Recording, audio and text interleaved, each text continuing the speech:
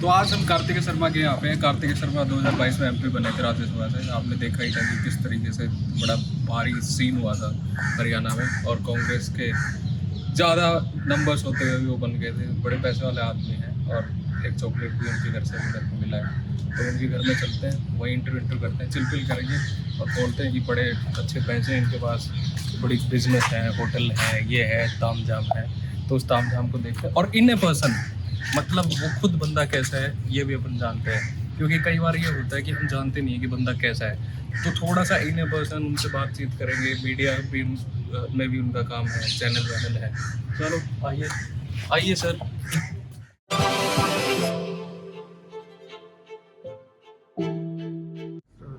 Okay, hi sir, good to see you. Nice to meet you. Nice meeting you. Please, तो कहाँ chill कर रहे हो आजकल आप? क्या चल रहा है, हाउस लाइफ? दिल्ली की गर्मी में चिल कर रहे हैं। Why the beautiful place, beautiful Thank you home. so much. Thank you. So you designed this place or someone else? Well, this is not designed, तो नहीं कहूँगा मैं, but That's your chair. That's your that's chair. my chair. That's the boss chair. हाँ. अच्छा, both the chairs look the same to me. कोई boss chair तो मुझे ये भी लगता है कि अगर समाज के अंदर सुधार लाना है, बदलाव लाना है, कुछ लोगों की जिंदगी में कुछ फर्क डालना चाहते हैं, करना चाहते हैं, तो राजनीति कुल मात्र एक ऐसा माध्यम है जिसके द्वारा आप लोगों की मदद कर सकते हैं, उनके लिए चिंता कर सकते हैं, उनके लिए काम कर सकते हैं। अच्छा, आपकी तो लेगेसी है इतनी लंबी पॉलिटिकल, तो फिर आपको नहीं लगता यू आर नेपो किड?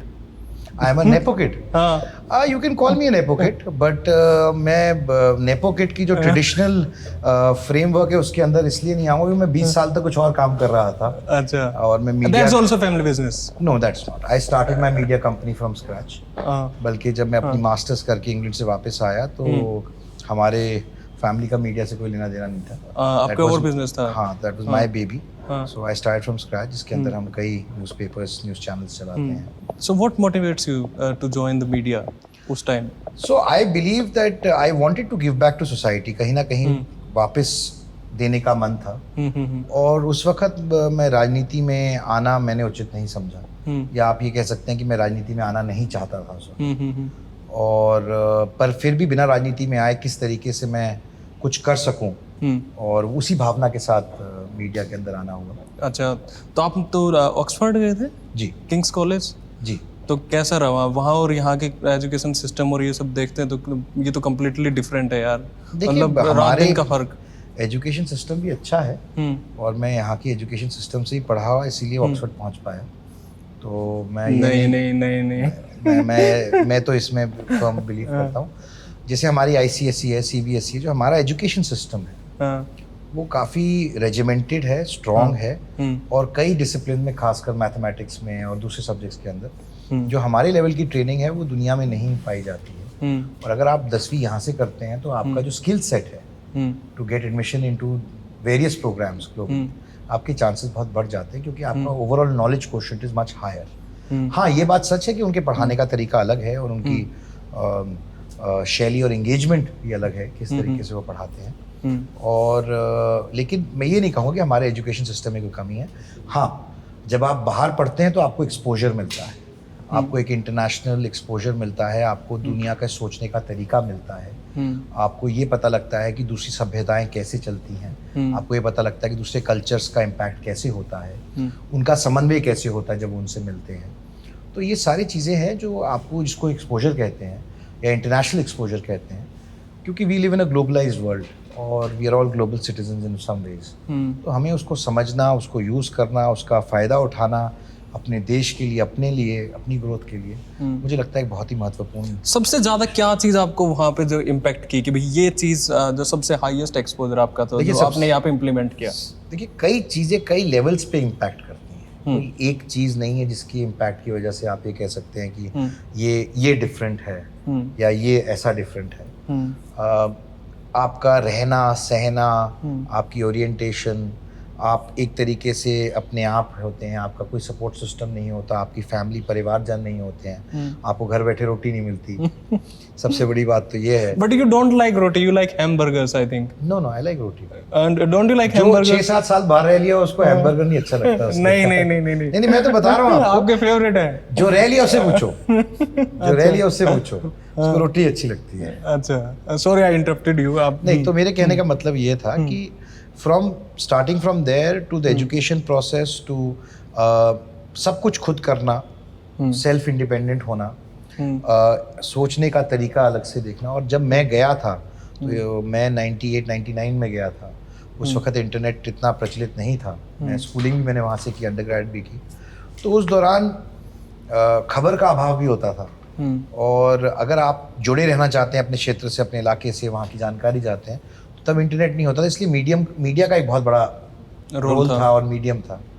और कहीं ना कहीं मेरा मीडिया का अट्रैक्शन भी ये था, क्योंकि उसी मीडिया के द्वारा ही आपको घर पे क्या हो रहा है, आपके देश में, आपके शहर में, आपके प्रदेश में, आपके ज़िले में, ये जानकारी आपको उसी द्वारा मिलती थी। ओके, जब आपने स्टार्ट किया 2007 में, जब आप स्टार्ट कर रहे थे, तो जैसे मैंने दोबारा रिपीट कर रहा हूँ उसी चीज़ को, तो आपने क्या सोच के स्टार्ट किया था कि मेरे को कैसा चैनल बिल्ड करना है या मेरे को कैसा मीडिया प्लेटफॉर्म? देखिए, मैंने पहले चैनल से शुरुआत की। मैंने पहले हिंदी की पत्रिका से शुरुआत की थी और उसका नाम हिंदी अच्छी है आपकी? हाँ, हिंदी ठीक है, अच्छी है। मैंने कहा ना, हमारा एजुकेशन सिस्टम काफ़ी अच्छा है। तो मैंने हिंदी पत्रिका से शुरुआत की थी और उसके बाद फिर मैंने चैनल लॉन्च किया।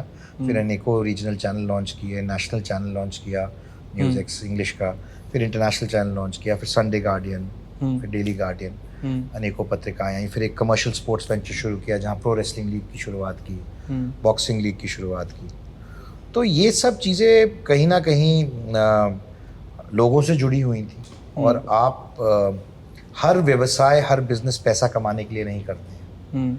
कहीं ना कहीं आप ये सोच के भी करते हैं कि किससे ग्रेटर गुड, यानी कि समाज का भला भी हो सके और लोगों का भला भी हो सके, उनकी आप मदद भी कर सकें। मैं राजनीतिक दायरे में नहीं था, तो राजनीतिक दायरे में ना होते हुए मैं लोगों की कैसे मदद कर सकूं, मैं ये सोचता था। अच्छा, आप ये सोच रहे थे।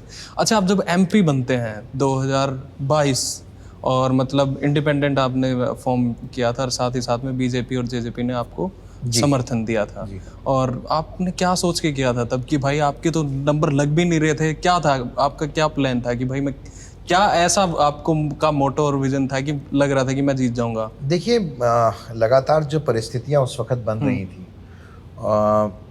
मुझे ऐसा महसूस हुआ कि जो कैंडिडेट कांग्रेस पार्टी ने उतारा था वो बाहरी कैंडिडेट थे, वो हरियाणा के नहीं थे। आपके रिश्तेदार थे शायद किसी न किसी तरीके से? हम दूर की रिश्तेदारी भी है उनसे। और बात वो नहीं है, बात ये थी कि वो दिल्ली से आके हरियाणा में चुनाव लड़ रहे थे। अगर शायद कोई हरियाणा कैंडिडेट होता तो शायद मैं मन नहीं बनाता लड़ने का, क्योंकि हरियाणा का एक अपना रूप है, अपना स्वरूप है, एक अपनी शैली है, और हरियाणा की चिंता करने के लिए हरियाणा का व्यक्ति तो होना ही चाहिए।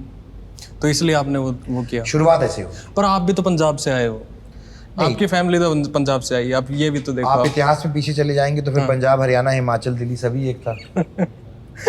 पॉलिटिकल विट तो आ गई आप में है? नहीं, विट आई नहीं, हमेशा से थी। अच्छा, आपको आज पता लग रहा है। एग्जैक्टली। तो देखिए, इतिहास की बात करें तो ऐतिहासिक तौर पर मेरे फादर ज़रूर पंजाब से राजनीति में सक्रिय थे। मैं पंजाब में कभी रहा नहीं, मैं मूलतः चंडीगढ़ में रहा, अंबाला में पढ़ा। मेरी पढ़ाई अंबाला में चमन वाटिका में हुई। मैं लगभग 4 साल वहाँ स्कूलिंग की मैंने अपनी, और उसके बाद मैं बाहर चला गया था। और जब मैं वापस आया तो मैं वापस अंबाला को अपना घर मानता था, क्योंकि मेरा घर है अंबाला में, मेरे पिताजी अंबाला से लड़ते थे। जो अंबाला के लोग हैं वो मेरा परिवार है, और परिवार सिर्फ राजनीति से नहीं बनता। अच्छा, वो संबंधों और रिश्तों से बनता है। ओके। तो सर, जैसे राज्यसभा एमपी का जब चुनाव हो रहा था तो मतलब आपके कम नंबर थे, फिर भी आपने चुनाव जीता। तो जैसे जेजेपी, INLD, कांडा और ये सारे के सारे लोगों ने मैं आपके लिए आसान कर देता हूँ। हाँ, शायद ये एक ऐसा अनोखा चुनाव था जिसके अंदर सारी राजनीतिक पार्टियों ने और सारे इंडिपेंडेंट्स ने मुझे वोट दी। ये कैसे करा आपने? कांग्रेस वालों कैसे? और एक वोट कांग्रेस में किसको पड़ा था, आज बता दो। कांग्रेस से कुलदीप बिश्नोई जी ने अपनी वोट मुझे दी। उसके अलावा एक और था, वो और किसका उसके था? अलावा किरण चौधरी जी ने मुझे अपनी वोट दी थी। अच्छा, किरण ने दिया? हाँ, किरण चौधरी जी ने अपनी वोट दी थी। और ये खुलासा कर रहे हो आप?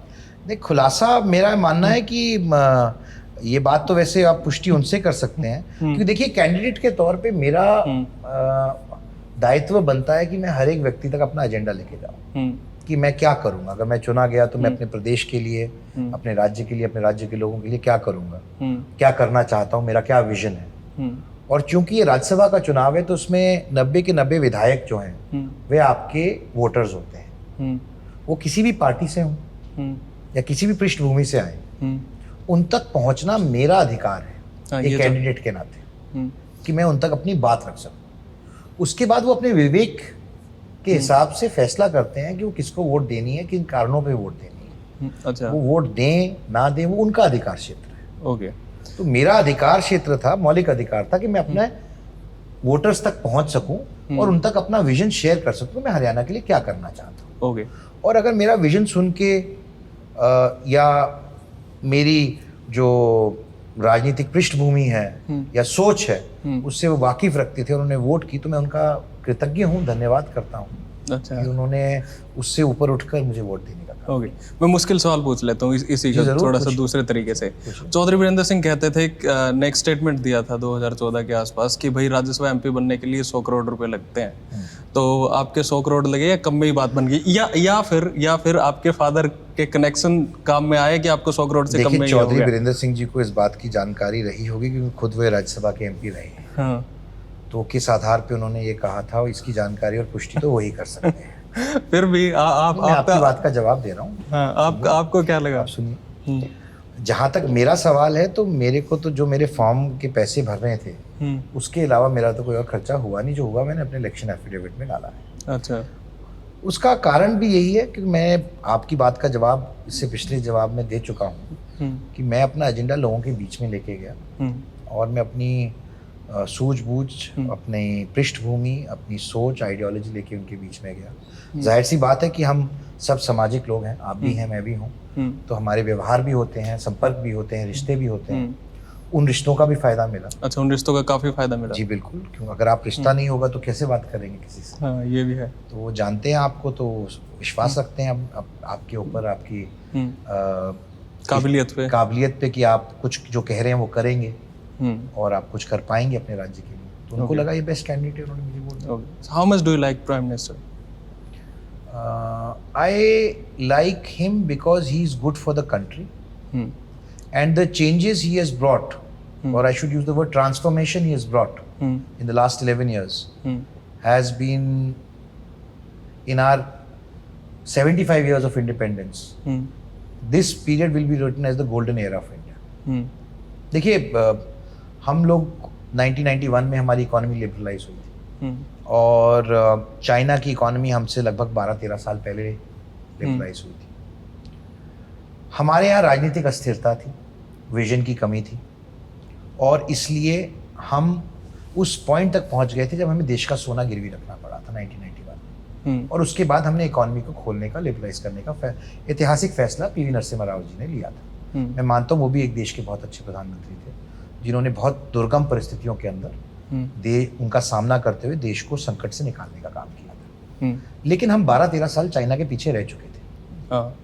और विडंबना कहीं ना कहीं ये है कि हमारे पास एक यंग प्रधानमंत्री 1984 में चुने गए थे, राजीव गांधी जी, जिनको 414 सीटों का मैंडेट भारत ने दिया था, जो कि भारत के इतिहास में सबसे बड़ा मैंडेट है।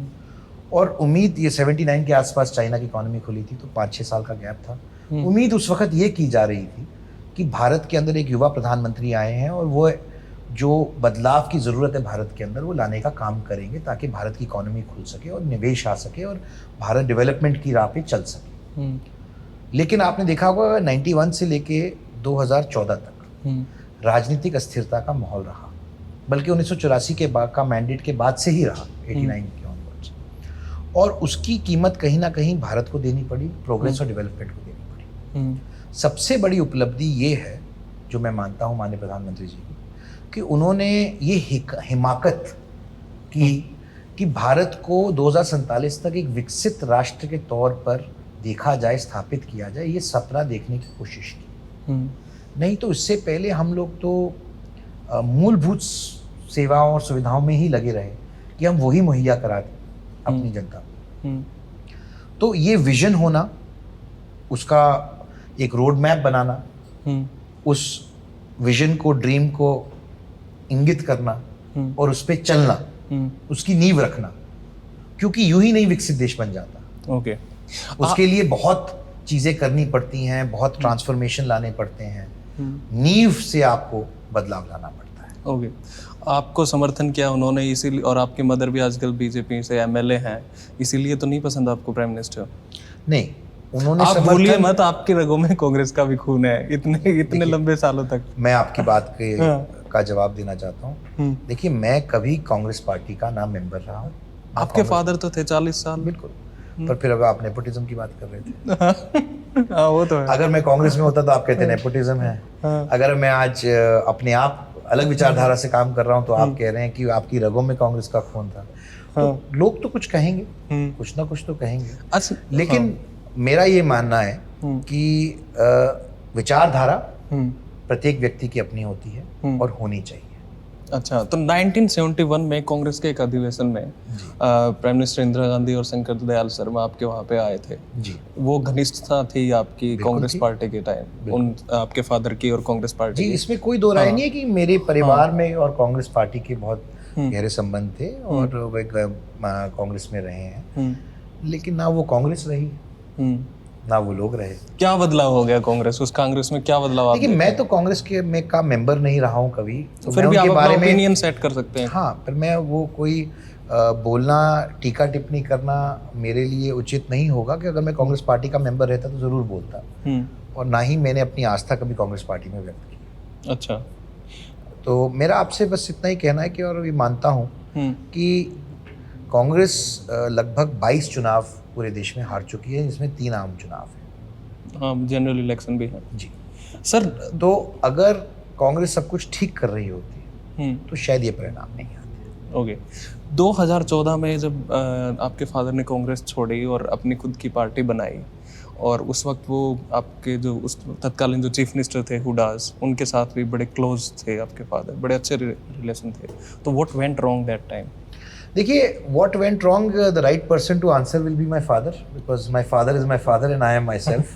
So you can't ask me what my father did or what he is thinking or what I am thinking. जब मेरे फादर से पूछेंगे कि कार्तिक क्या सोच रहे हैं तो वो कैसे बताएंगे आपको कि कार्तिक क्या सोच रहा है? Then you should assume yourself as a spokesperson of him for 2-3 minutes. I am too intelligent to assume myself to be anyone. So let me be honest with you. I think ये सवाल वो दे सकते हैं, लेकिन हाँ, कई कारण रहे होंगे और ऐसे कारण रहे होंगे जिन पे उनका मतभेद कांग्रेस पार्टी से रहा और इन कई चीज़ों को लेकर रहा, और वो सिर्फ 14 में नहीं, उससे पहले भी अपना मतभेद वॉइस करते रहे पार्टी के साथ। और जब उनको लगा कि अब ये रास्ता ठीक नहीं है तो वे 40 साल कांग्रेस में रहे थे, उन्होंने अपनी पार्टी बनाने का काम। अच्छा, दूसरा सर, जैसे आपने विकसित भारत की बात करी और 2047 तक जब न्यूज़ एक्स के इनॉग्रेशन पे प्राइम मिनिस्टर आए थे जी, तब भी आपका इसी के आसपास स्पीच था। तो मैं आपसे ये पूछता हूँ कि एज ए चीफ होते हुए एक चैनल के और पॉलिटिकल मेंबर भी होते हुए आप बायस्ड नहीं होते एक पर्टिकुलर पार्टी के प्रति? देखिए, पहली बात तो मैं मीडिया कंपनी का चीफ नहीं हूँ। मतलब अब ये तो वही बात है कि ठीक है, कंपनी तो वो आपकी है, आपको भी पता है। फाउंडर हूँ। हाँ, तो फिर उसमें क्या क्या वो हो जाता है? आपके बिना पत्ता हिलता है आपके? नहीं, मैं तो पहले भी पॉलिटिक्स में था। अब आप घुमा फिरा के मेरी फैमिली पहले भी पॉलिटिक्स में थी। मैं मीडिया में आज तो नहीं आया, मैं तो 18 साल से मीडिया में हूँ। आपकी उम्र कितनी है? मेरी 29। तो जब आप 11 साल के थे तो मैं तब मीडिया में आया। मैं तो होश हवास ही नहीं था मेरे को 11 में मीडिया का। मैं वही बता रहा हूँ, जब आप 11 साल के थे तब मीडिया में आया। तब मेरे पिताजी पॉलिटिक्स में थे, तब भी वो एमएलए थे, तब भी वो मंत्री थे। तो ये सवाल आज क्यों? नहीं, आज इसलिए क्योंकि जब प्राइम मिनिस्टर स्पीच देते हैं जी, उसका मैं कारण भी बताता हूँ आपको कि आजकल ये एक पब्लिक कॉन्शियसनेस में है कि ओपिनियन है कि भाई मीडिया चैनल जो हैं वो सारे गवर्न होते हैं गवर्नमेंट के अकॉर्डिंग। देखिए, मैं आपसे असहमत हूँ, क्योंकि फ्रीडम ऑफ स्पीच किसी कैवियट के साथ नहीं आती है, बट एक सेंस ऑफ रिस्पॉन्सिबिलिटी तो रहती है। मैं complete I am so sorry. मैं पहले आपका पर्सपेक्टिव भी वैलिड है, मेरा भी, भाई साहब जहाँ सामने कैमरामैन बैठे हैं इनका वैलिड भी है, जो उनके साथ बैठे हैं उनका भी वैलिड है। आप कौन होते हैं कहने वाले कि उसका वैलिड है, उसका नहीं, मेरा वैलिड है? As a viewer you are entitled to your opinion, not his opinion. So how is that bias? Because you disagree with his opinion so it is bias? No, not at all. Then मेरा simple एक चीज आपसे पूछना है कि आज के वक्त में जी, जब जैसे मैं आपको एक और एग्जांपल देता हूँ कि जैसे एक और चैनल है जिनके भी जो उनके फाउंडर हैं, वो चीफ हैं, वो भी एक पर्टिकुलर एमपी थे और एक पर्टिकुलर पार्टी से थे जी। ऐसे आपको मैं 8-10 एग्जांपल दूंगा। हाँ, बहुत और है। मैं आपको ऐसे 10-12 इंटरनेशनल एग्जांपल भी दे दूंगा। पर मैं जैसे माइकल ब्लूमबर्ग है अमेरिका में, वो ब्लूमबर्ग चैनल चलाते हैं, वो मेयर रहे हैं न्यूयॉर्क के, गवर्नर रहे हैं, और ऐसे अनेकों उदाहरण हैं। वो अपना वॉल स्ट्रीट, अपना वॉशिंगटन टाइम्स की ओनरशिप है, और बहुत से रहे हैं। तो ऐसे अनेकों उदाहरण है। देखिए, जब आप एक एरिया में काम करते हैं, जब आप मीडिया में काम करते हैं, तो आपका जो इंटरेक्शन होता है और सोच होती है वो पब्लिक पॉलिसी के साथ होती है, और कई विषयों के साथ आपको इंटरेक्ट करने का, पॉलिटिकल क्लासेस के साथ, लोगों के साथ काम करने को मिलता है। तो जाहिर सी बात है कि वहाँ पर वो आप कुछ कंट्रीब्यूट कर सकते हैं, और ऐसी परिस्थितियाँ बनती हैं तो व्हाई नॉट? आप पूछ रहे हैं व्हाई, मैं पूछ रहा हूँ व्हाई नॉट? क्योंकि जर्नलिज्म का पहला एथिक्स ही ये है जी, जो आप व्हाई नॉट पूछ रहे हो, जो क्या? आप व्हाई नॉट जो आप बता रहे हो ना, क्या? कि जर्नलिज्म का पहला ही एथिक ये है कि भाई आपको सवाल करना पड़ेगा, आपकी क्रेडिबिलिटी होनी चाहिए, और आप पर्टिकुलरली बायस नहीं हो सकते। तो आपको किसने कहा कि बायस्ड है या क्रेडिबिलिटी नहीं है? आपको किसने कहा? और आप कौन सी अथॉरिटी हैं बायस और क्रेडिबिलिटी डिसाइड करने? नहीं, मेरा तो अपना ओपिनियन है, I can be wrong. Exactly, so मेरा भी अपना ओपिनियन है। हाँ। यही पॉइंट आप आगे ना उसी बात पे जो मैं पहले कह रहा था। उसी बात पे आगे ना मैं अभी? उसी तो मैं बात- बात वही कह रहा था जो आप बात घुमा के बोलना चाह रहे थे। मैंने उसका एक सरल जवाब दिया था, your opinion is your opinion, my opinion is my opinion, his opinion is his opinion, but because you disagree with his opinion means you bias towards his opinion. लोकतंत्र में हर आदमी को अपनी बात रखने का हक है। अब मान लीजिए कि जो एंटी गवर्नमेंट है, जिनकी आप बात करना चाहते हैं, नहीं, मैं उनकी बात करना ही नहीं चाहता। मैं उन्हीं की बात करना चाहता हूँ जिनकी आप बात करना चाहते हैं। तो वो कहते हैं कि ये प्रो गवर्नमेंट है इसलिए गलत है, तो वो उनका ओपिनियन है। जो प्रो गवर्नमेंट है वो कहते हैं कि भी ये एंटी गवर्नमेंट है इसलिए ये गलत है। तो कौन सही है और कौन गलत है, इसका फैसला कौन करेगा? नहीं सर, फिर मैं आपसे जनता करेगी, व्यूअर करेंगे। आपसे मैं एक ओपिनियन चाहता हूँ, आपसे एक ओपिनियन। जब ये कि दोनों एंटी और प्रो हैं, तो आप क्या सोचते हैं कैसे होना चाहिए? मैं सोचता हूँ कि हर एक पत्रकार इंडिपेंडेंट है अपने ओपिनियन को लेकर, और जो भी उनकी मंशा है, जो उनकी सोच है, जो फैक्ट्स हैं, वो उसके हिसाब से उसके आधार पे अपनी स्टोरी करते हैं। अपनी मनसा, अपनी सोच और फैक्ट्स, मनसा, सोच और फैक्ट थर्ड नंबर पे। बिल्कुल। कोई आपको लगता है आप अपनी मंशा के विरुद्ध जाएंगे? क्या हमारे आप को इंडिविजुअल हैं, आप पॉडकास्टर हैं, कई बार आपकी मंशा जो करने की होती है आप नहीं करते? कई बार जब हमारे को कोई चीज करनी होती है, हम मनसा के अगेंस्ट आके भी करनी पड़ती है क्योंकि वो सही होती है। हो सकता है आप करते हो ऐसा, पर आपको नहीं करना चाहिए ऐसा अगर आप करते हो। Oh, come on, you are so intelligent too. People, आप देख रहे हो ना, ये सारा देख रहे हो। सोक्रेटिस ने एक बड़ी खूबसूरत बात कही थी कि जो ओपिनियन जो होता है वो लीस्ट नॉलेजेबल इंफॉर्मेशन होती है। तो ये मेरा और सर का ओपिनियन है, आप अपने हिसाब से जज करें। आई एम सॉरी, मैं इनसे बात करने लग गया। नहीं बिल्कुल, आप नहीं, मैं भी इन्हीं से बात कर रहा हूँ। मैं एक और एग्जांपल देता हूँ आपको। जैसे आपने न्यूयॉर्क टाइम्स और वॉशिंगटन पोस्ट की बात करी है। ट्रंप का पहला चुनाव था, तो उससे पहले न्यूयॉर्क टाइम्स और वॉशिंगटन पोस्ट खड़े हो गए थे कि भाई देखो, हम ये मानते हैं, हम ट्रंप के साथ में हैं, हम हिलरी क्लिंटन के साथ में, ये हमारे फैक्ट्स हैं, ये हमारे रीजंस हैं। उन्होंने एक सेकंड, कौन बायस था? Let me complete please, let me complete. तो उन्होंने दोनों ने बता दिया, तो क्यों नहीं इंडियन मीडिया खुल के आ जाता है कि भाई हम इस पार्टी के साथ खड़े हैं, हम इस पार्टी के साथ खड़े हैं, और ये हमारे रीजंस हैं। क्या हम इतने मैच्योर नहीं हुए एज ए मीडिया पर्सन? देखिए, हमारे यहाँ कई मीडिया हाउसेज हैं जो अपने हिसाब से अपना एडिटोरियल पॉलिसी डिसाइड करते हैं। हर मीडिया हाउस की अपनी एडिटोरियल पॉलिसी होती है। जैसे आप अपना पॉडकास्ट कर रहे हैं, आपकी भी अपनी एडिटोरियल पॉलिसी होगी। तो ये हर व्यक्ति विशेष संस्थान का स्वतः ही उनका अपना अधिकार क्षेत्र होता है कि वो अपनी एडिटोरियल पॉलिसी क्या बनाएंगे। अब अमेरिका की पॉलिटिक्स बाइपोलर पॉलिटिक्स है, यानी कि 2 पार्टी सिस्टम है। वहाँ 2 पार्टियां अधिकांश तौर पे चुनाव लड़ती हैं, या एक पार्टी है या दूसरी पार्टी है, या एक का कैंडिडेट है या दूसरे का कैंडिडेट है। तो जो जिसकी पॉलिसीज के साथ सहमत है वो अपनी सपोर्ट उनको देता है, और हो सकता है कोई उन दोनों से सहमत ना हो, हाँ ठीक बात है, वो तो तो वो उसी आधार पे करते हैं। कई लोग हैं जो वेसिफोरियसली अपना ओपिनियन रखते हैं इन विषयों के ऊपर। देखिए एक बात समझिए, क्या जर्नलिस्ट एक आदमी नहीं है? क्या वो समाज का हिस्सा नहीं है? क्या उसका परिवार नहीं है? क्या वो सोसाइटी के अंदर नहीं रहता? क्या उसकी रिश्तेदारियां दोस्तियां नहीं हैं? क्या वो समाज से उसको इम्पैक्ट नहीं पड़ता? क्या उसकी विचारधारा नहीं है अपनी? तो क्या सॉरी मुझे 1 मिनट देंगे तो मैं एक्सप्लेन कर दूंगा। मैं आपको इसका एक उदाहरण देता हूँ जुडिशरी से। हम कहते हैं judiciary is impartial, unbiased, which is true, लेकिन जज भी तो एक व्यक्ति होते हैं, वो भी इम्पैक्टेड होते हैं सोसाइटी से। उनके आसपास क्या घट रहा है, क्या हो रहा है, उसका इम्पैक्ट उनके ऊपर भी आता है। तो आप अगर ये कहना चाहते हैं कि हर एक प्रत्येक व्यक्ति, चाहे वो जज हो या जर्नलिस्ट, वो अपने आप को उन किसी भी चीज़ से जो उनके आसपास हो रही हैं उसके ऊपर कोई इम्पैक्ट नहीं होता है, और वो सोसाइटी का हिस्सा नहीं होता है या समाज का हिस्सा नहीं होता है, या समाज का कोई भी असर या सोसाइटी की कोई भी चीज़ों का इम्पैक्ट उसके ऊपर नहीं होता है, तो मैं मानता हूँ ये गलत है। No man is an island, कोई व्यक्ति अकेला नहीं होता है। हर एक आदमी की अपनी सोच होती है, विचारधारा होती है, और होनी चाहिए। ओके, हमारा संविधान हमारे को ये राइट देता है।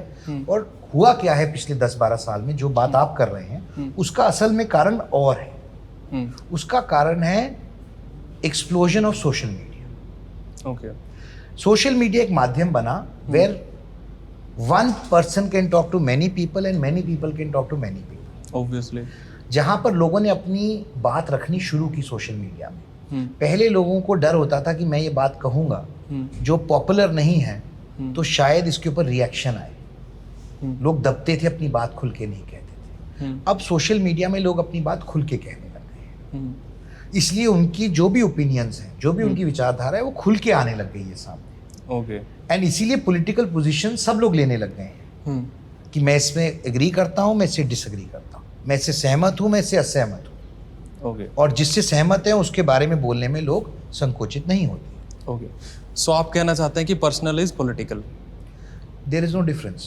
There is no difference.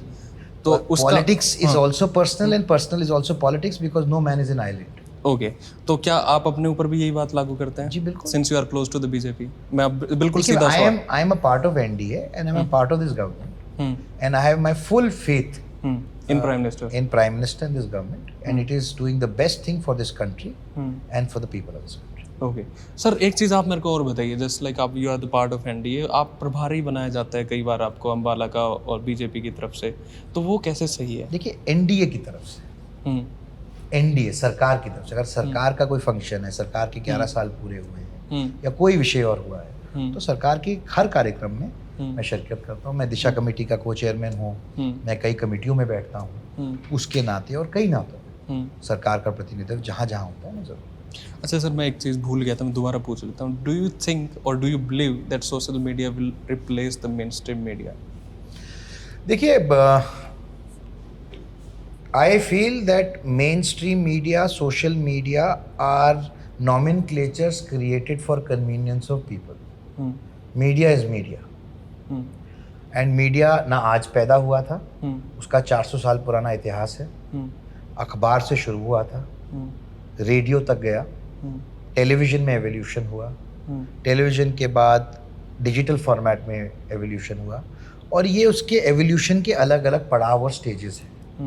अगर आपको लगता है कि डिजिटल फाइनाइट पॉइंट है, अल्टीमेट पॉइंट है मीडिया का, तो वो भी आप गलत है। उससे भी आगे आर्टिफिशियल इंटेलिजेंस के थ्रू ये एवोल्यूशन है, ये माध्यमों का एवोल्यूशन है, ये माध्यम इवॉल्व हो रहे हैं, और ये उसके अंदर अलग अलग कड़ियाँ हैं, बहुत महत्वपूर्ण कड़ियाँ हैं, बहुत इंपॉर्टेंट है, क्योंकि इसमें अमूलचूल परिवर्तन, टेक्टोनिक चेंजेस आए हैं। ओके, मैं आपको एक उदाहरण देता हूँ। आज ये कोई वीडियो किसी भी देश से वायरल हो जाए, पॉलिटिकल नॉन पॉलिटिकल, तो दुनिया में वायरल हो जाएगी, matter of minutes and seconds and hours. तो उसका क्या मतलब है, आप उसको कैसे देखते हैं? वो जो उस देश की सभ्यता है, उसका कल्चर है, उस वीडियो के अंदर जो झलक आ रही है, दिख रहा है, वो हजारों करोड़ों लाखों अरबों लोगों तक पहुंचता है, ट्रांसेंडिंग बाउंड्रीज, कल्चर्स। अगर आप इसको ऐतिहासिक तौर पे देखें तो शायद ये हजारों साल लगते हैं ऐसी चीज़ को पहुंचने के लिए पूरी दुनिया में, आज मिनटों में और सेकंडों में पहुंच जाती है। तो यही हमारे को ग्लोबल सिटीजन बनाता है। इसीलिए टेक्टोनिक चेंजेस, अमूलचूल परिवर्तन जो मैं कह रहा हूँ हो रहे हैं, और हमारे देश में नहीं पूरी दुनिया में हो रहे हैं। आपने मिडिल ईस्ट में अरब स्प्रिंग देखा, आपने अमेरिका के अलग अलग इलेक्शंस देखे, आपने ओबामा को प्रेसिडेंट बनते देखा, आपने ट्रम्प को प्रेसिडेंट बनते देखा। तो ये चीज़ें कहीं ना कहीं आपको दर्शा रही हैं कि दुनिया में बदलाव आ रहा है। ये बदलाव सिर्फ भारत में नहीं है, ये पूरे दुनिया में आ रहा है, और इसका कोई एक कारण नहीं है, बहुत से कारण। अच्छा, आपने अरब स्प्रिंग और इन सब का जिक्र किया, मेरे को लग रहा है आप अखबार तो पढ़ ही लेते हैं एटलीस्ट, थोड़ा बहुत तो पढ़ता हूँ, तो पढ़ता भी होगा। क्योंकि एक ओपिनियन ये रहता है कि मीडिया जो फाउंडर्स हैं वो खुद को, उनको ज्यादा पढ़ने लिखने की आदत नहीं होती, और they are more of businessman. खैर, ये भी आपने कहा था ना, ये opinion is the lowest form of information, perhaps it is that. Okay, तो आपने मेरे ऊपर ही अप्लाई कर दिया। सर एक और चीज बताइए। मैं आपकी बात ध्यान से सुनता हूँ। Thank you so much. एक मीडिया वाले को करना भी चाहिए sir. Sensationalism in media and specially sensationalism in news, और जो उसका रीसेंट एग्जांपल है ऑपरेशन सिंदूर, जिसमें हमारे मीडिया चैनल्स ने मतलब लिमिट क्रॉस करके पता नहीं कि यहाँ पे कब्जा वहाँ पे कब्जा, हमारे आर्मी चीफ को भी कहना पड़ा कि हमारे को 15% अपना टाइम तो एटलीस्ट फेक न्यूज़ को डिसेंबर करने में ही लग रहा था। How do you see sensationalism and this TRP? मैं मानता हूँ कि कोई भी फेक न्यूज़, जिसको आप फेक न्यूज़ कहते हैं, जो कि जिसकी का आधार ही गलत है, जिसकी जानकारी गलत है, वो उससे बुरी कोई चीज़ नहीं हो सकती। क्योंकि इस जो हम पहले बात कर रहे थे कि आज के ज़माने में, व्हाट्सएप के ज़माने में, सोशल मीडिया के ज़माने में, कोई भी जानकारी, गलत जानकारी अगर फैल जाए तो उसके बहुत सीरियस इम्पैक्ट्स हो सकते हैं। और as a responsible journalist, fraternity का मेंबर मैं रहा हूँ और एक मीडिया संस्थान चलाता था, तो मेरा यही मानना है कि ये वाकई गुनाह अजीम है, ऐसा नहीं होना चाहिए। और ये system of checks and balances traditional media के अंदर हमेशा होता है। हमें कोविड में इसका एक बहुत अच्छा उदाहरण देखने को मिला था कि जब मिस इन्फॉर्मेशन और डिसइन्फॉर्मेशन का प्रचार प्रसार चरम सीमा पे था, और उस वक्त अधिकांश लोग वापस ट्रेडिशनल मीडिया की तरफ वापस आए, और कहीं ना कहीं क्रेडिबल सोर्स ऑफ इंफॉर्मेशन की तरफ वापस आए। जब ऐसी अबनॉर्मलीज आती हैं, जब ऐसी सिचुएशंस होती हैं, तब लोग क्रेडिबल सोर्सेज ऑफ इंफॉर्मेशन की तरफ जाना पसंद करते हैं। मैं मानता हूं कि अगर कोई भी चीज़ ऐसी, जैसे 26/11 की बात करना चाहता हूं, जब 26/11 हुआ था तब भी कुछ मीडिया चैनल्स ने फुटेज दिखाई थी, जिसकी फुटेज के बेसिस पर टेररिस्ट एक्टिविटीज़ जो हो रही थी वहाँ से वो डायरेक्ट की जा रही थी। वो भी उन्होंने रोका गया था। तो ऐसी, देखिए, जब टेक्नोलॉजी चेंज हो रही है, हम पहली बार ऐसी सिचुएशंस में आते हैं, उसके बाद एक कोड ऑफ कंडक्ट बना। वो कोड ऑफ कंडक्ट बना कि कभी ऐसी परिस्थिति आए तो ये डूज एंड डोंट्स है मीडिया के। उसके बाद ऐसी परिस्थिति कभी दोबारा नहीं आई। इसी तरीके से ये भी ऑपरेशन सिंदूर के अंदर जिन लोगों ने ऐसा किया वो गलत था, नहीं होना चाहिए था। और अगर उन्होंने गलत किया तो शायद सरकार ने संज्ञान लेते हुए ऐसे प्रोसीजर्स, सिस्टम्स बनाए हैं ताकि ये दोबारा ना हो। देखिए, हम आज एक ऐसे, मैं अभी 2-3 दिन पहले एक दिशा कमेटी की मीटिंग ले रहा था अम्बाला में, तो मैंने अधिकारियों को यही कहा कि आप फोटोग्राफ्स लगा देते हैं फाइल में कि सड़क बन गई, अब तो आप कच्ची सड़क के ऊपर भी आप AI की फोटो जनरेट करके लगा सकते हैं। तो इसलिए आप किसी व्यक्ति विशेष की जिम्मेवारी लगाइए जिसने फिजिकली जाकर पुष्टि की है कि ये सड़क वहाँ बनी है, ताकि किसी की जिम्मेदारी हो। तो जैसे जैसे टेक्नोलॉजी एडवांस हो रही है, इवॉल्व हो रही है, वैसे वैसे नई चुनौतियां आ रही हैं, नई चैलेंजेस आ रहे हैं। And we have to rise to the occasion and accept those challenges. उनको कमी ना मानकर उनको एंगेज करना, उस टेक्नोलॉजी का फायदा उठाना, और उसको फायदा उठाकर उसको इस तरीके से फुल प्रूफ बनाना ताकि वो कल को आपको दिक्कत समस्या ना दे सके। एक बात जरूर कहूंगा कि ट्रेडिशनल मीडिया की गलतियां सो कॉल्ड काफी कम है डिजिटल और सोशल मीडिया के बनस्पत। हाँ, ऑब्वियसली वो तो है। और डिजिटल सोशल मीडिया के ऊपर कोई रेगुलेशन नहीं है, कोई लॉ नहीं है जो उनको गवर्न करता है, जबकि ट्रेडिशनल मीडिया, चाहे न्यूज़पेपर्स हो, अखबार हो, उनकी लॉज कई सालों से, दशकों से वो लॉ वालों के साथ ही मिले हुए आजकल। नहीं, लॉ वाले, देखो, वो आपका ओपिनियन हो सकता है। अब दोबारा सोक्रेटिस आप मत अप्लाई करना मेरे ऊपर। सोक्रेटिस नहीं अप्लाई कर रहा, मैं अपना ओपिनियन दे रहा हूँ। जब आप अपना ओपिनियन देते हो तो मैं अपना ओपिनियन देता हूँ। सर एक चीज से मैं सफर कर रहा हूँ, मैं आपको मेरा पर्सनल एग्जांपल बताता हूँ। मैंने इस साल एक इंटरव्यू किया और पिछले साल एक इंटरव्यू किया, and that went viral, that went crazy actually. उस इंटरव्यू को करीबन 19 चैनल ने पिछले साल चलाया और करीबन 14-15 चैनल्स ने इस साल चलाया। मैंने लीगल नोटिस सर्व किया सभी को, उनका 1-2 को छोड़ के किसी का वापस रिप्लाई भी नहीं आया। तो जो हम जैसे कंटेंट क्रिएटर हैं, जो मुश्किल से कंटेंट क्रिएट करते हैं, जो फिल्म मेकर्स हैं, उनका कंटेंट बिना कॉपीराइट के इन्फ्रिंजमेंट करके जो ये मीडिया हाउसेस देखिए बड़ी प्रॉब्लम है हाँ। कि कॉपीराइट को लेकर और कंटेंट को लेकर अभी इसके अंदर ये प्रॉब्लम सिर्फ भारत में नहीं है, दुनिया में है। अलग कंट्रीज में अलग अलग रूल्स हैं। कई कंट्रीज में है कि आप कुछ सेकंड की फुटेज क्रेडिट देकर चला सकते हैं अगर वो पब्लिक फुटेज है। कुछ जगह रूल्स हैं कि आप बिल्कुल नहीं चला सकते बिना अनुमति के। तो यहाँ पर भी लॉ इवॉल्व हो रहा है, क्योंकि मैं आईटी की स्टैंडिंग कमेटी में हूँ, आईटी टेलीकॉम एंड आईएनबी की। तो इसके ऊपर भी काफ़ी काम हो रहा है और बहुत जल्द इसके अंदर भी लॉज गठित होंगे। इसमें काफ़ी कुछ एरिया कवर हो चुका है, पर काफ़ी एरिया जो बचा हुआ है, क्योंकि social media, digital media largely unregulated है और उसके अंदर अगर सरकार कोई भी कानून बनाए तो वो फ्रीडम ऑफ स्पीच के ऊपर कटाक्ष माना जाता है। एक पहरा है, नहीं, वो कटाक्ष माना जाता है। आप ही कहेंगे कि फ्रीडम ऑफ स्पीच के ऊपर कटाक्ष कर दिया है। अब वो कहे इंटरफेयर करें तो दिक्कत है, ना इंटरफेयर करें तो दिक्कत है। तो ये एक ऐसा ट्रिकी इशू है जिसको बहुत ही संवेदनशीलता के साथ हैंडल करना पड़ेगा और किया जा रहा है। और आप सही कह रहे हैं, जिसका जो कॉपीराइट है वो उसका कुछ नहीं किया जा रहा सर। बड़े चैनल वाले रिप्लाई तक नहीं करते कई। इसमें आपके पास माध्यम है यूट्यूब द्वारा और बाकी उसमें वो कॉपीराइट स्ट्राइक कर दो, वो तो है ही है फिर। तो वो तो एआई जनरेटेड एल्गोरिथम्स हैं, वो तो करेंगे ही करेंगे। और वो उसका उनको बहुत नुकसान होता है, क्योंकि अगर आपने एक स्ट्राइक लगवा दी उनके यहाँ तो उनके पूरे के पूरे चैनल्स उसमें शट डाउन हो सकते हैं। हाँ, वो हाँ, आफ्टर 3 स्ट्राइक्स। एक इसी चीज़ पे मैं आपसे ये पूछना चाह रहा था कि आप आईटी कमेटी में भी हैं, तो आप सेंसरशिप में बिलीव करते हैं ओटीटी प्लेटफॉर्म्स के ऊपर? देखिए, मैं सेंसरशिप में बिल्कुल बिलीव नहीं करता हूँ, लेकिन मैं बिलीव करता हूँ कि जो हमारे देश के कानून हैं वो सक्षम हैं आने वाली चुनौतियों को हैंडल करने के लिए। जैसे कि मैं आपसे पूछना चाहता हूँ, ये ओटीटी क्या है? एक दूसरे तरीके का सिनेमा जहाँ पे आप कुछ भी अपने फ्री माइंड से कुछ भी दिखा सकते हो। नहीं, फ्री माइंड से दिखा सकते हो का क्या मतलब बता? एक लिबर्टी, क्रिएटिव लिबर्टी। ओटीटी क्या है? ओटीटी की डेफिनेशन है over the top. Over the top, हाँ, वो तो है। यानी कि कंटेंट डिलीवरी आपके टेलीविजन के अंदर आती है, जो केबल या डीटीएच या टाटा या जिसके भी डब्बे के थ्रू आती है, वही कंटेंट उसके थ्रू आता है। वही कंटेंट जब इंटरनेट के थ्रू आ रहा है तो उसको आपने ओटीटी कह दिया। क्या फर्क है उसमें और इसमें? पर अमेरिका में तो ये 90s से होता रहा है। नहीं, ऐसा कुछ नहीं होता है। मैं आपको बहुत ही पुख्ता जानकारी दे रहा हूँ। ये ओटीटी एक संज्ञा बना दी गई है। आप पिक्चरें उस पर भी दिखा रहे थे, आप पिक्चरें इस पे भी दिखा रहे हो, आप सीरियल उस पे भी दिखा रहे थे, आप सीरियल इस पे भी दिखा रहे हो, आप न्यूज उस पे भी दिखा रहे थे, आप इस पे भी दिखा रहे हो।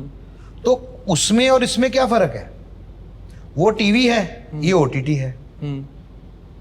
मैं आपको बताता हूँ, टीवी का गाइडलाइंस बनी हुई हैं। आप भी मानते हैं कि सेंसरशिप, एक मेरे बच्चे हैं, मेरी 5 साल की बेटी है, 10 साल का बेटा है, क्या आप उनके सामने 18 साल की अडल्ट फिल्म दिखाएंगे? Not at all. Is that censorship? नहीं, वो तो एक हमारा रेस्ट्रिक्शन, एक बचाव, प्रोटेक्शन। It's called classification. और ये इंडिया में नहीं, पूरी वर्ल्ड में होता है। और हमारे देश में भी बहुत सालों से, दशकों से हो रहा है। और शायद पुरानी सरकारों ने के बनाए हुए कानून है। ठीक है, वही सेंसरशिप है। वो वहां पर वैलिड है, यहाँ वैलिड नहीं है। आप यहाँ पर 5 साल के बच्चे को बैठा के 18 साल की एडल्ट मूवी दिखा सकते हो ओटीटी पे in the name of freedom of expression? नहीं दिखा सकते, पर YouTube और कई प्लेटफॉर्म ऐसे हैं जो नॉट फॉर किड्स के नाम से, उनमें आज भी आता है सेक्शन। फिर वो संज्ञा क्यों दी आपने ओटीटी की? फर्क क्या जरूरत पड़ी? कुछ तो नाम दोगे उसको। क्यों दोगे नाम? टीवी है, टीवी पे देख रहे हो। ये टीवी पहले आ रहा था, ये टीवी अभी यहाँ आ रहा है। आपने माध्यम बदल दिया, इंटरनेट से टीवी ले लिया, तो आपने कहा कि भी नहीं, इस पे तो कानूनी अप्लाई नहीं होता। क्यों? क्योंकि हमने डिसाइड किया कि इसका नाम ओटीटी है। अब ये चैनल जी टीवी का या इस चैनल या फला चैनल या इस तरह का चैनल आ रहा था, अब मैं ओटीटी पे देख रहा हूँ तो इस पे कानून नहीं लागू होगा भाई।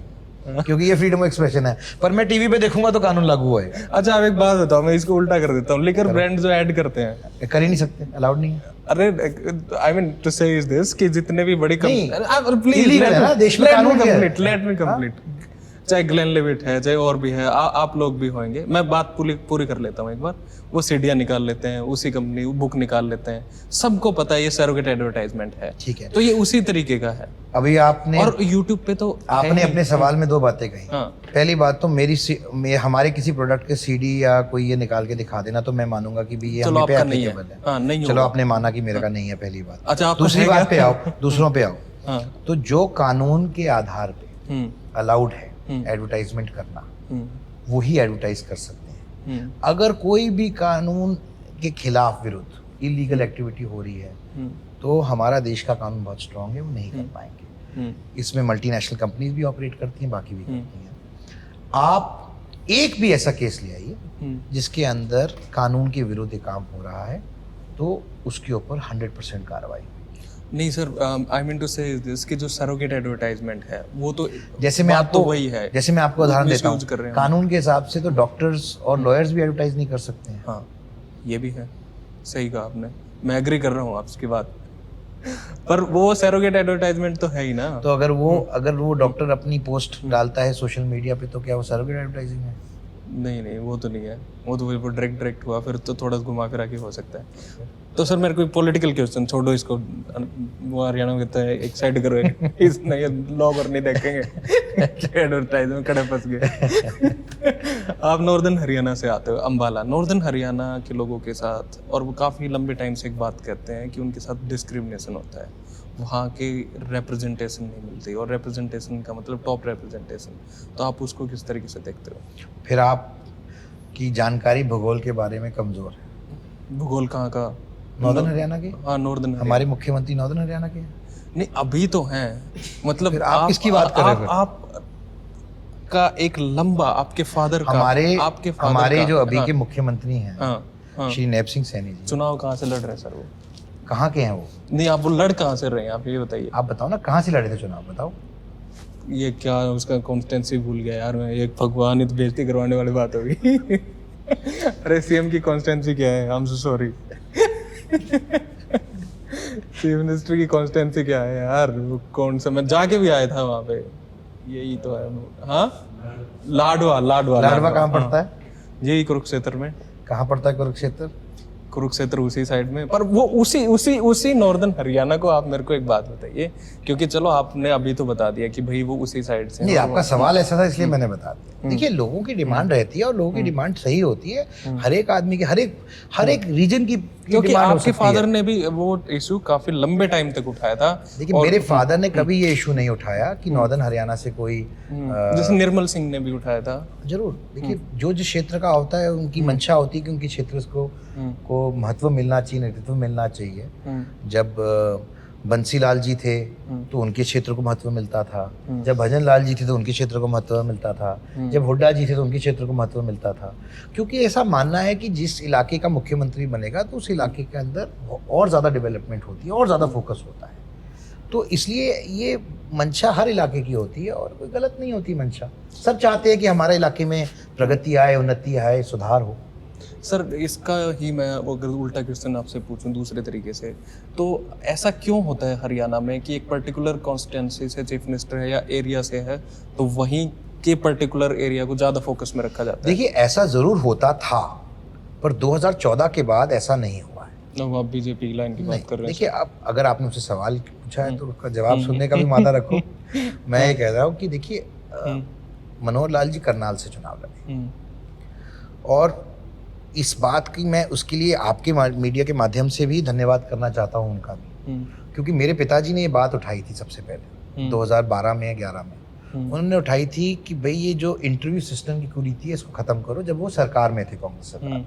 और इसके लिए उन्होंने आंदोलन भी किया था कि भाई ये इंटरव्यू, आपकी उम्र कम रही होगी पर मैं आपको बता देता हूँ उस वक़्त क्या होता था कि इंटरव्यू होता था केवल 1 मिनट का। अच्छा, 60 सेकंड। 60 सेकंड के इंटरव्यू में आप क्या पूछ सकते हो बालक से, बताओ मुझे? नाम ही पूछ सकते हो बस। नाम पूछ लोगे, इलाका पूछ लोगे, कहाँ का रहने वाला है, ये पूछ लो, और इसी आधार पे फैसला हो जाता है। अगर आप एक क्षेत्र विशेष के हो, मानो आप सीएम के क्षेत्र के हो, तो आपको नौकरी मिल जाएगी। ये कुरीति किसने खत्म की? ये सिस्टमैटिकली किसने खत्म किया कि भाई मेरिट पे नौकरी मिलेगी, और मेरिट पे ही नौकरी मिल रही है। पर पेपर लीक तो आज भी हो रहे हैं। आपने सर बड़ा डिप्लोमेटिक आंसर दिया है, मैं बताता हूँ क्यों। मैंने आपसे एक बात पूछी थी कि जिस एरिया का चीफ मिनिस्टर होता है वहाँ का इन्फ्लुएंस ज़्यादा होता है, वहाँ एरिया का फोकस ज़्यादा होता है। आपने बड़ा डिप्लोमेटिक आंसर दे के वो उनकी अच्छाई बता दी बीजेपी की। आपने मुझे पूछा कि नॉर्दन हरियाणा की डिमांड नहीं, है नहीं, कि हमारा मुख्यमंत्री नहीं बना कभी। नहीं, तो नॉर्दन मैंने हरियाणा आपको उस बात का जवाब वहां दिया था। नहीं, अभी अब मैं जो बात कर रहा हूँ, मैं आपको उसका उदाहरण का उल्लेख कर रहा हूँ। मैं उन चीजों की जानकारी आपके सामने रख रहा हूँ। क्या हुआ, जैसे कि आपने पर्ची खर्ची खत्म की, तो आपने इंटरव्यू सिस्टम के अंदर पारदर्शिता लाने का काम किया, जिससे बच्चों को उनके मेरिट के हिसाब से नौकरी मिलने लगी प्रदेश के अंदर, ना कि उनके नाम, सरनेम या इलाके की वजह से। दूसरी बात, आपने ऑनलाइन ट्रांसफर पोस्टिंग करने का सिस्टम शुरू किया। क्यों? क्योंकि कोई भेदभाव ना हो, ऑनलाइन सिस्टम के हिसाब से पॉलिसी बने और उसके हिसाब से लोगों की ट्रांसफर हो सके। भर्ती और ट्रांसफर पोस्टिंग में ही दिक्कत होती थी ना सारी। उन दोनों चीज़ों को पारदर्शिता लाते हुए अपनी पावर को सेक्रीफाइस करके कि अब हम नहीं फैसला करेंगे कि कौन नियुक्त होएगा, सिस्टम करेगा, और उस सिस्टम द्वारा आपने संचालित करना शुरू किया। तो ये अमूलचूल परिवर्तन लाने का श्रेय बनता है कि नहीं बनता, मैं आपसे पूछता हूँ। नहीं सर, आप पर एक चीज और भी देखिए, ये आपकी बात पहले आप मेरी बात का जवाब दे दो, फिर उसके बाद दूसरी जो मर्जी पूछ लेना। मैं आपके तरीके मैंने एक ही सवाल पूछा है, आपने बहुत पूछे हैं मेरे से। प्लीज मैं आपको इसी बात का जवाब देता हूँ। आज भी इस गवर्नमेंट में भी ऐसा कई बार होता है कि पेपर लीक का, एचपीएससी से रिलेटेड और बहुत सी चीजें निकल के आती हैं। आपने जो मेरिटोक्रेसी की बात करी है या पर्ची खर्ची की बात करी है, क्या आपको लगता है कि that was one of the main reasons जिनकी वजह से कांग्रेस ने लूज किया चुनाव? देखिए, पेपर लीक का जो विषय है वो एक गंभीर समस्या है। वो सिर्फ हरियाणा की नहीं है, पूरे देश में होती है। नहीं, तब अब आप पूरा देश ले आए सर। मेरा जवाब सुनने का थोड़ा सा पेशेंस रखेंगे तो आपको जवाब जरूर मिलेगा, भरपूर जवाब मिलेगा। ओके। तो ये पेपर लीक तो गलत है, इसका तो कोई भी इसमें किसी भी तरीके से कोई इसको सपोर्ट नहीं कर सकता, और जो लोग उसके लिए जिम्मेदार होते हैं उनके ऊपर कार्रवाई होनी चाहिए। ठीक है, सिस्टम में कहीं अगर त्रुटि है, कमी है, तो उसको ठीक करना भी हमारा काम है। लेकिन हाँ, ये बात जरूर मैं कहूँगा कि कांग्रेस पार्टी की जो भेदभाव की पॉलिसी थी, उसकी वजह से हरियाणा के लोगों ने उनको 3 बार वोट ना देने का फैसला किया है हरियाणा के चुनाव में, विधानसभा में।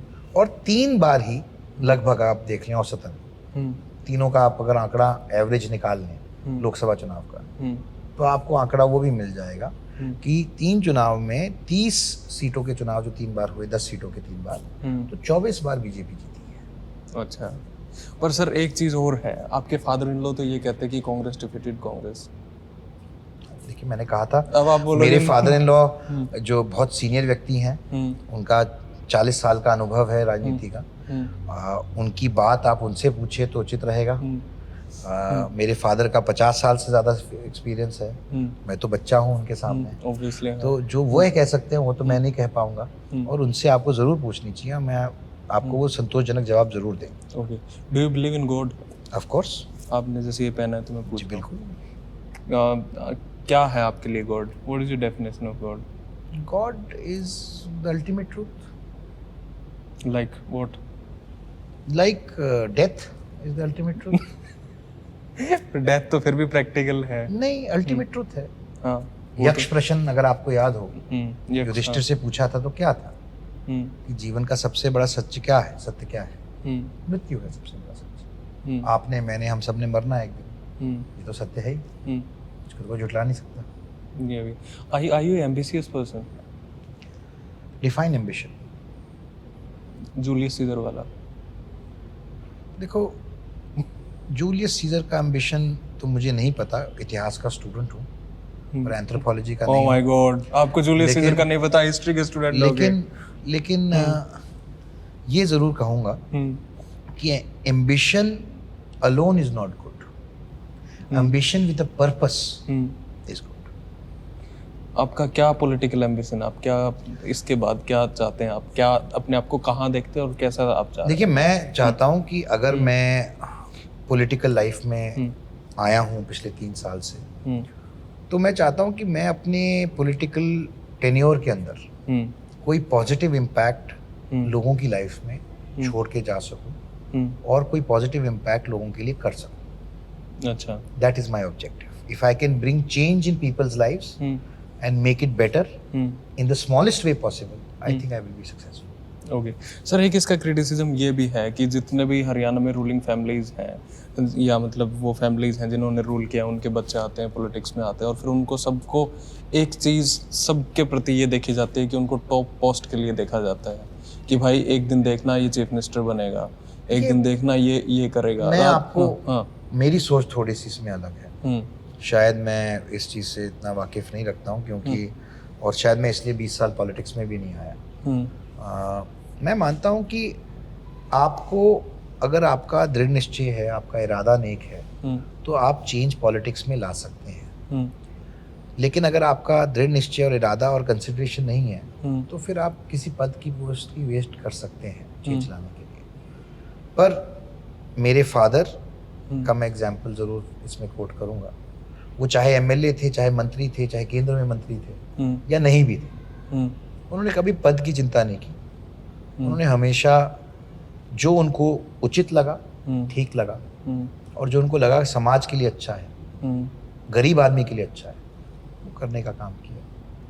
तो मैं मानता हूँ कि भगवान की दया है, कृपा है कि उन्होंने सक्षम बनाया है, सामर्थ्य बनाया है कि हम जो चाहते हैं, चाहे वो राजनीतिक कारण हो, चाहे वो सामाजिक कारण हो, चाहे गरीबों के कल्याण के लिए काम करना हो, या जो समाज के अंदर सबसे वंचित है उनके लिए काम करना हो, वो कर सकते हैं. तो ये हमारा सौभाग्य है कि हम इस पोजीशन में हैं कि हम कुछ कर सकते हैं. आपके इसमें मैं एक बात ज़रूर बोलना चाहूँगा कि जब हम लोग सांसद बने थे, तो माननीय प्रधानमंत्री जी ने नए सांसदों को घर पे इंटरेक्शन के लिए बुलाया था. लगभग 2 घंटे की मीटिंग थी और उन्होंने सब सांसदों से पूछा था. उसमें कई मंत्री भी थे, नए सांसद, मतलब 20 के सांसद उस वक्त बने थे, चुने थे. और उन्होंने कहा कि जब मैं एक कार्यकर्ता था, तब हम भी सोचते थे कि यार हम भी कभी MP MLA बनेंगे, और हम देखते थे कि लोग ये पद जब पा जाते हैं तो अपना समय कैसे वेस्ट करते हैं, उसका फ़ायदा नहीं उठाते हैं. वो काम करने के लिए जिस काम के हैं वो आए हैं. तो ऐसा आप लोग मत करिएगा. तो कहीं ना कहीं वो बात भी मेरे दिमाग में रही. मैंने अपना काम, व्यवसाय भी सीरियसली किया है और मैं ये भी सीरियसली करता हूँ. मैं लगभग 200 से 10 के आसपास सवाल पिछले 3 साल में सरकार से पूछ चुका हूँ.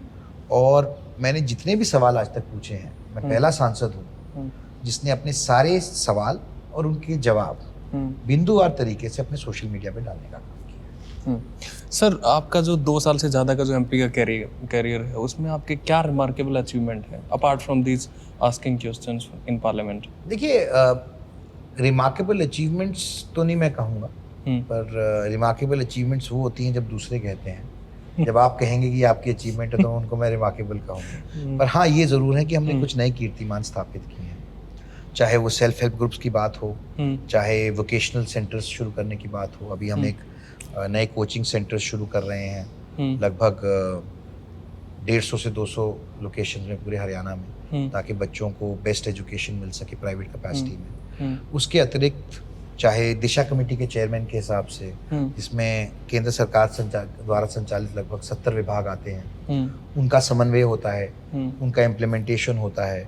चाहे अपने जो कॉन्स्टिट्यूंसी आपने अडॉप्ट कर रखी है, मैंने अम्बाला अडॉप्ट किया हुआ है, तो उसके अंदर काम कराने को आपके MP लैड्स के थ्रू आपके पास होता है, जो आप अलग अलग प्रोजेक्ट्स में अलग अलग जगहों पे लोगों की भलाई के लिए आप पैसा खर्च कर सकते हैं. उसके अलावा सबसे महत्वपूर्ण योगदान होता है जो आप देश के फ्यूचर के लिए जो कानून बनने हैं उनके अंदर अपना योगदान दें.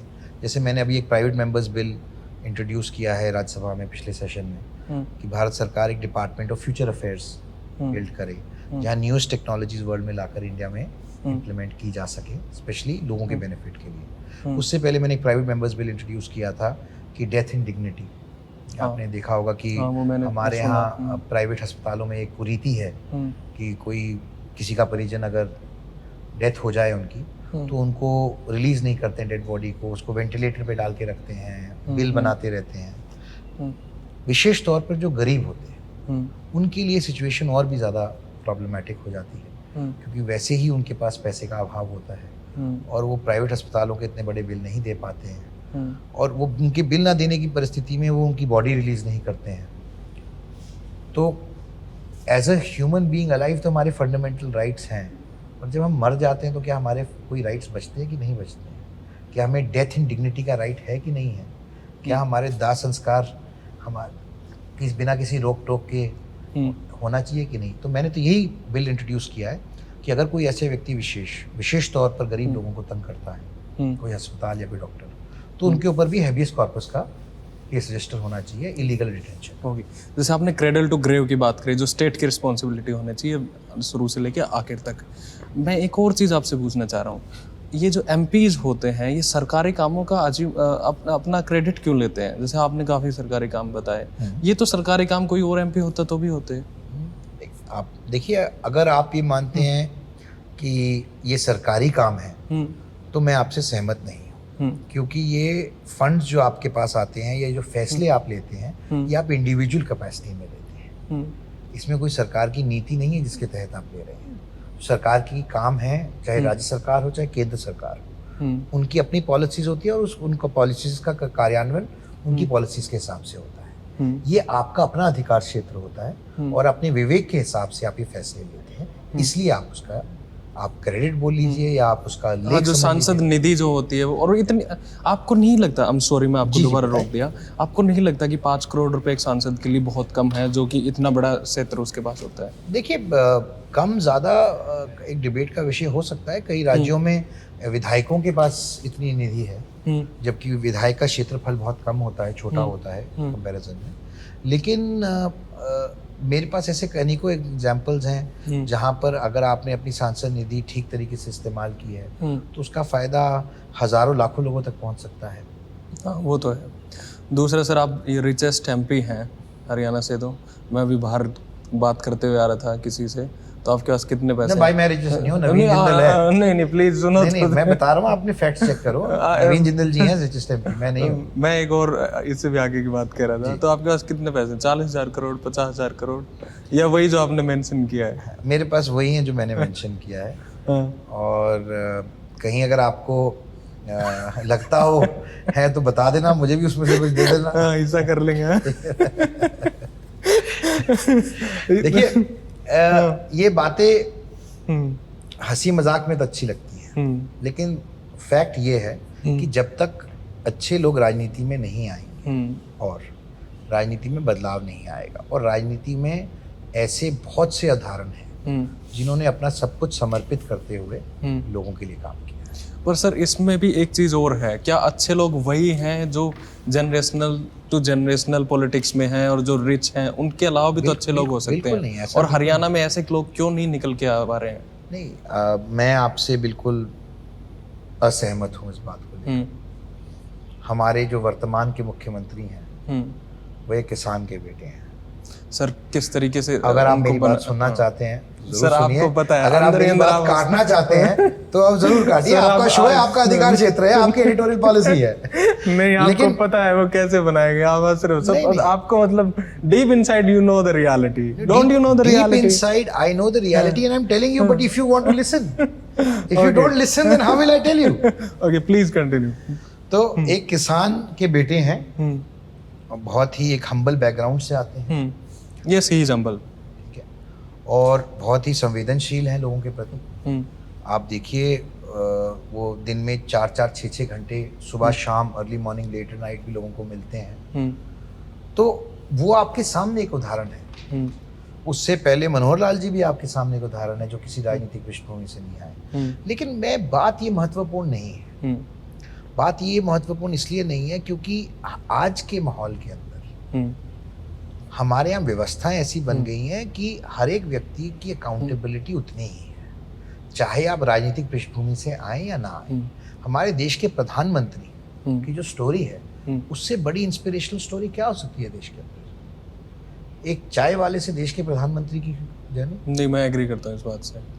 और मैं इंटरेक्ट कर रहा था कुछ पीएचडी और मास्टर्स के स्टूडेंट्स जो हार्वर्ड और एमआईटी से आए थे, लगभग 40-50 स्टूडेंट्स आए थे, और वो मुझसे पूछ रहे थे कि क्या कारण है कि आपके देश में लीडर ऑफ ऑपोजिशन एक व्यक्ति हैं जो कम उम्र के हैं, जो रिलेटिवली उनको यूथ आप मान सकते हैं 50 साल की उम्र के हैं, और जो आपके देश के प्रधानमंत्री हैं वो 70 साल के हैं, लेकिन देश की जो युवा पीढ़ी है वो ज़्यादा आकर्षित है प्रधानमंत्री के वनस्पत जो यूथ के लीडर ऑफ ऑपोजिशन 75 नहीं सर 75 साल के। तो कहने का मतलब ये है कि ऐसा क्या कारण है? कारण ये है कि उस युवा पीढ़ी के लिए वे एक बेसिकली इस तरीके का मैसेज लेके आए हैं कि आप एक रैग्स टू रिचेस, अगर आप में इंस्पिरेशन है, अगर आप में मोटिवेशन है,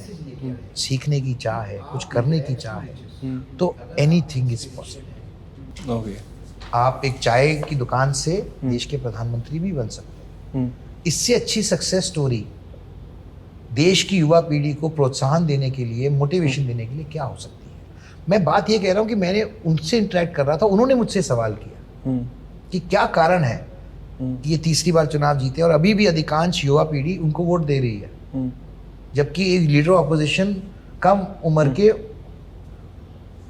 ले दो यहाँ पर हैं 50 साल के, नहीं 52 के तो लिए 52 के, जो भी मेरा फिगरेटिवली मेरा मतलब, मैं कोई उस आंकड़े से मेरा मतलब नहीं। तो यही मैं आपको उदाहरण देना चाहता हूँ कि देश के अंदर अमूलचूल परिवर्तन आया है, और जो व्यक्ति best man for the job है, मैं मानता हूँ उसी को मिलनी चाहिए।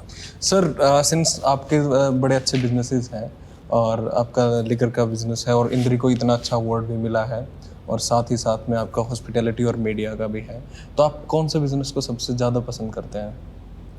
देखिए, इसमें पसंद नापसंद करने की बात नहीं होती है, एक फेवरेट तो होता है। नहीं, ऐसा मैं ये नहीं कहूँगा कि कोई फेवरेट है कोई फेवरेट नहीं है, लेकिन मैं ये ज़रूर कहूँगा कि हाँ, मैंने मीडिया बिजनेस को स्क्रैच से बिल्ड किया है, तो एक अफिनिटी रहती है हमेशा उसके लिए। और अब मेरा सबसे ज़्यादा जो फोकस है वो मेरी सोशल और पॉलिटिकल लाइफ के ऊपर है, क्योंकि मैंने सोच समझ के फैसला लिया है, और मैं चाहता हूँ कि जैसे मैंने पहले कहा कि अब मैं कुछ बदलाव ला सकूँ, और जो लोगों ने अपनी आस्था व्यक्त की है मेरे अंदर, मैं उसको रीपे कर सकूँ। ओके। मैंने एक रॉकी मोहन से नाम ये पूछा था सवाल, मैं आपसे भी पूछता हूँ on a very lighter note. मैंने उनसे पूछा था कि जब आपके ओल्ड मॉन्क उन्होंने स्टार्ट किया था, उनका मोहन मैकेंजी डिस्टिलरी है, तो मैंने उनसे पूछा था कि आपका फेवरेट ड्रिंक कौन सा है, तो उन्होंने मेरे को इंटरेस्टिंग जवाब दिया। मैं आपको बाद में बताऊंगा आपके जवाब के बाद। तो मैं अगर आपसे पूछूं कि which is your favourite drink? मेरी फेवरेट ड्रिंक तो लस्सी है। ओह या छाछ। I am impressed. आपको पिलाते हैं अभी? उनका जवाब था, देखो गर्मी के लिए अच्छी ड्रिंक है सबसे। गर्मी के लिए पूछ रहा था मैं आपसे। उनका जो जवाब था वो ये था कि जो ड्रिंक आपके जीभ पे बैठ जाए, जो आपका टेस्ट बैठ जाए, वही सबसे अच्छा ड्रिंक होता है। ये नहीं कि वो महंगा हो चाहे सस्ता हो। पर ये जवाब तो सिर्फ ड्रिंक के लिए नहीं, तो खाने के लिए भी वैलिड है। हाँ, आप फूडी हैं? बिल्कुल। आपका कौन सा? मैंने हैमबर्गर तो आपको सजेस्ट किया ही नहीं, मैं हैमबर्गर नहीं खाता, ना मैं हैम खाता हूँ, ना मैं बर्गर खाता हूँ। तो क्या खाते हैं आप? क्या मुझे दाल रोटी पसंद है, घर का खाना पसंद है। मैं 8 साल इंडिया से बाहर रहा हूँ, और जब वापस आया, और जब आप इतनी दूर रहते हैं कोई ऐसी चीज़ से जो आपका जीवन का हिस्सा रहे, तो आपको उसकी वैल्यू और अप्रिसिएशन बढ़ जाती है। हाँ। तो मुझे जब मौका मिलता है मैं घर पे आके खाना खाना पसंद करता हूँ। अच्छा, इंडियन कुजीन रादर, कोई मल्टी कुजीन नहीं, रेमन एंड ऑल, सिर्फ गांव की लस्सी, छाछ और ये सारा? उससे अच्छा है ही नहीं कुछ भी। आपको नहीं लगता that is really too boring? Maybe for you, in your opinion. You are too diplomatic. No no, I have had exposure. मैं 8 साल, मैंने कहा ना, एक्सपोजर बहुत इंपॉर्टेंट है। तो आपको रियलाइजेशन है उसका? बिल्कुल। जब आप दूर रहते हैं घर से, तो आपको घर की वैल्यू पता लगती है। जब आप घर के खाने से दूर रहते हैं, तो आपको घर के खाने की वैल्यू पता लगती है। हाँ, ये भी। जब अपनों से दूर रहते हैं, तो अपनों की वैल्यू पता लगती है। सिंस आप हिस्ट्री स्टूडेंट रहे हैं sir, who is your most favourite history character? In what sense? जो आपको इंस्पायर भी करता हो और जिनके बारे में आपने सबसे ज़्यादा पढ़ा हो और ऐसा कोई कैप्चा है, वो इंडिया का भी हो सकता है, बाहर का भी हो सकता है? अलग अलग लोग हैं, मैं मानता हूँ कि सबका अपना अपना एक बहुत बड़ा योगदान होता है। जैसे मैं गांधी जी की बड़ी रिस्पेक्ट करता हूँ। गांधी जी ने सबसे पहले स्वच्छता की बात की थी, और कहीं ना कहीं शायद गांधी जी की बात हमारा देश उस तरीके से नहीं ले पाया जिस तरह से गांधी जी चाहते थे। लेकिन अगर आज के संदर्भ में देखें तो ये जो 12 करोड़ टॉयलेट बने हैं, तो ये एक बहुत बड़ी उपलब्धि है देश के लिए। इसलिए नहीं कि 12 करोड़ टॉयलेट बना दिया तो क्या बड़ी बात है। हमारे देश को आज की डेट में खुला शौच करने वाला देश नहीं माना जाता, यानी कि ओपन डेफिकेशन सोसाइटी नहीं माना जाता।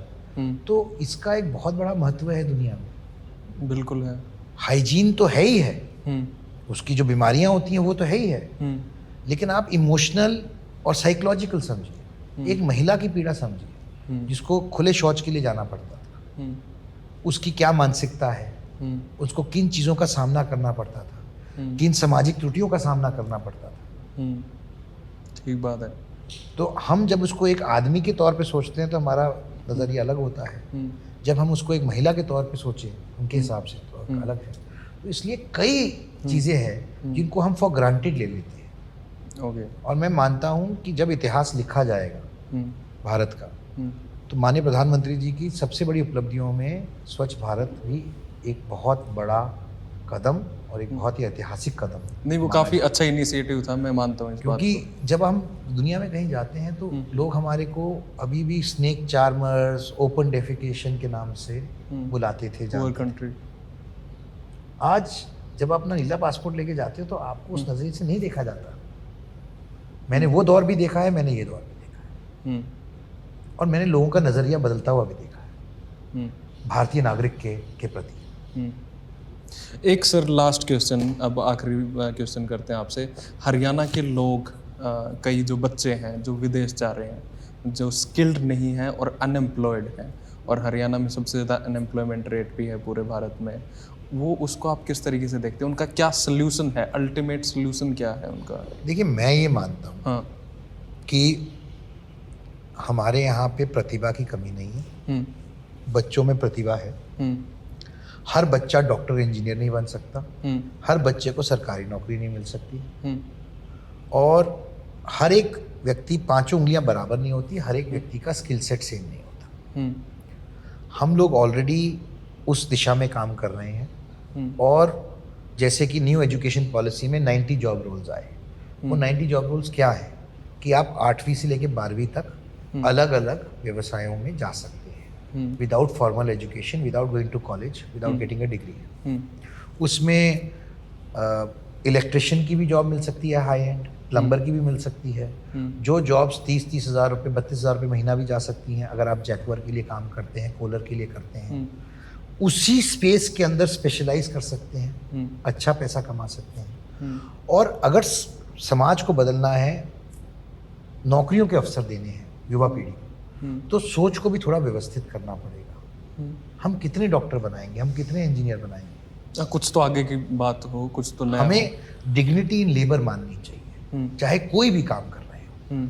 अब मैंने जो 90 जॉब रोल्स की बात की, उसमें बैंक के टेलर मशीन पे भी आदमी आ सकता है, इलेक्ट्रिशियन है, कारपेंटर है, दूसरी चीज़ें हैं, क्लर्क्स की हैं, बहुत सारी ऐसी चीज़ें जो बिना ग्रेजुएशन के भी आप स्किल डेवलपमेंट के द्वारा कर सकते हैं। और हमारे यहाँ ऐसे अवसर भी बहुत आने लग गए हैं जहाँ पर लोग खुद एंटरप्रेन्योर बन रहे हैं, हरियाणा से बन रहे हैं। आप भी तो एक एंटरप्रेन्योर हैं, आप भी तो एक एंटरप्रेन्योरशिप, आप भी तो एक बिजनेस और व्यवसाय चला रहे हैं। ये भला ही पॉडकास्ट हो, but it is a business and an enterprise. Enterprise is when you build on a something which is needed by people. You identify that gap and go after it. तो आप भी तो वही कर रहे हैं। ये जो अवसर आपके पास है, आपने भी कोई मेहनत की अपनी तरफ से, अपने विवेक से अपना फ्यूचर डिसाइड किया अपनी एजुकेशन के बाद, और आपने कहा कि नहीं मैं ये काम करूँगा आगे का।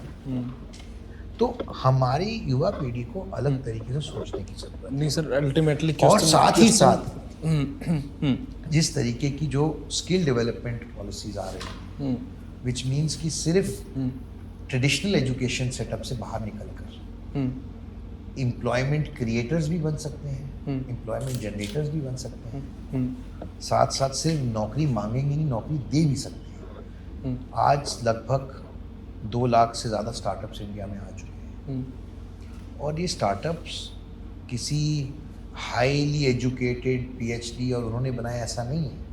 जिन लोगों ने, आपके मेरे जैसे लोगों ने, जिनको एक लगा कि हाँ ये गैप है, ये इसको फुलफिल कर सकते हैं, इसको हम फुलफिल कर सकते हैं, तो ये अपॉर्चुनिटीज़ हैं और हमें टाइम के साथ चेंज करना पड़ेगा, इवॉल्व होना पड़ेगा, समझना पड़ेगा।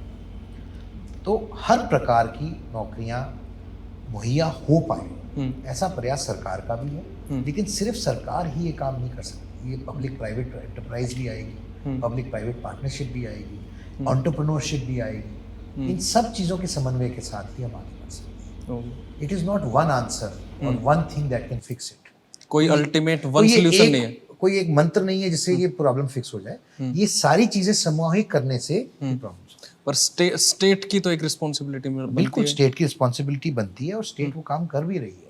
इसीलिए जो मैंने आपका विश्वकर्मा यूनिवर्सिटी जो सबसे बड़ी स्किल डेवलपमेंट यूनिवर्सिटी देश के अंदर बनी है, वो अब ऑलरेडी चालू हो चुकी है। उसका कैंपस ऑलरेडी 2 साल से चल रहा है।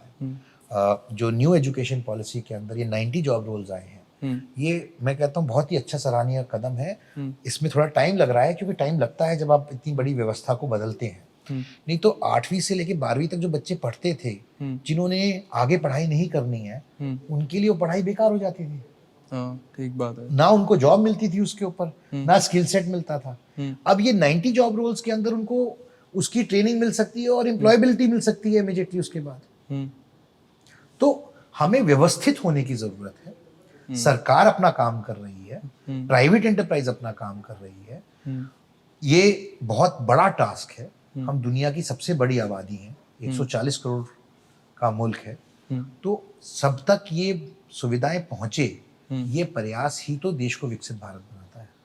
ओके, आप घुमा फिरा के शुरू से में जो विकसित भारत बोला था, लास्ट जिस दिन कोई विकसित भारत की परिभाषा ही है, हम उसी तरफ अग्रसर हैं, उसी तरफ चल रहे हैं, उसी तरफ पहुंचेंगे। ये 11 साल उसी के अंदर एक नींव का पत्थर का काम करेंगे। नींव अच्छी रखी है तो इमारत भी बुलंद बनेगी। Okay, do you want to ask something? थोड़े बहुत क्वेश्चन हैं। हाँ, प्लीज गो अहेड। हाँ, जैसे आप एक स्टैंडिंग कमेटी का पार्ट है जो रेगुलेशन ला रही है OTT प्लेटफॉर्म पे, specifically OTT platform and paid services. तो मेरा ये सवाल है एज ए यूथ कि मेरी एक इच्छा है कि मैं एक ऐसा कंटेंट देखना चाह रहा हूँ जो पब्लिक नहीं है, जो मैं एंजॉय करता हूँ। May be it's vulgar, may be it's abusive और मे बी इट्स अडल्ट। तो क्या सरकार या आप जो इन पावर हैं, क्या उसको सेंसरशिप में लाना चाह रहे हैं या कैसे? देखिए, कमेटी की प्रोसीडिंग्स के ऊपर तो मैं कमेंट नहीं कर सकता लीगली, लेकिन मैं अपनी सोच जरूर आपके साथ शेयर करूंगा। मैंने इसका जवाब पार्शियली पहले दिया था, मैं उसको थोड़ा एक्सपैंड करता हूँ। क्या ये व्यवस्था पहले नहीं थी? क्या आप adult content as an adult नहीं देख सकते थे पहले? उसकी क्लासिफिकेशन तो पहले भी होती थी, आज भी होती है। फर्क ये है कि पहले आपको सर्टिफिकेशन मिलता था CBFC द्वारा सेंसरशिप का, अब आपको सेल्फ डिक्लेरेशन देनी होती है OTT के अंदर। यानी कि आपका अपना कंटेंट है, आपको खुद डिक्लेयर करना है कि ये किस एज कैटेगरी का है, राइट? तो वो उन दोनों चीज़ों में कोई फ़र्क नहीं पड़ा। लेकिन क्या आप वो कंटेंट अपनी फैमिली में या बच्चों के साथ बैठ के देखेंगे? I mean for private viewing. वो आपके लिए तो वैलिड है, पर परिवारों के लिए और छोटे बच्चों के लिए? हम लोग भी तो समाज का हिस्सा है और समाज की मॉरलिटी। मैं आपसे एक सवाल करता हूँ, यू आर एजुकेटेड पर्सन, क्या OTT के आने के बाद सोसाइटी की मॉरलिटी बदल गई है क्या? क्या मॉरलिटी के अंदर रीसेट बटन दबा दिया गया है क्या? कि अब सडनली हमारी मॉरलिटी के मानक बदल गए हैं, अब हम इमोरल बन गए हैं, पहले हम मॉरल थे? क्या ये हो गया है? इसका OTT का मतलब ये है? क्या फ्रीडम ऑफ एक्सप्रेशन का मतलब ये है?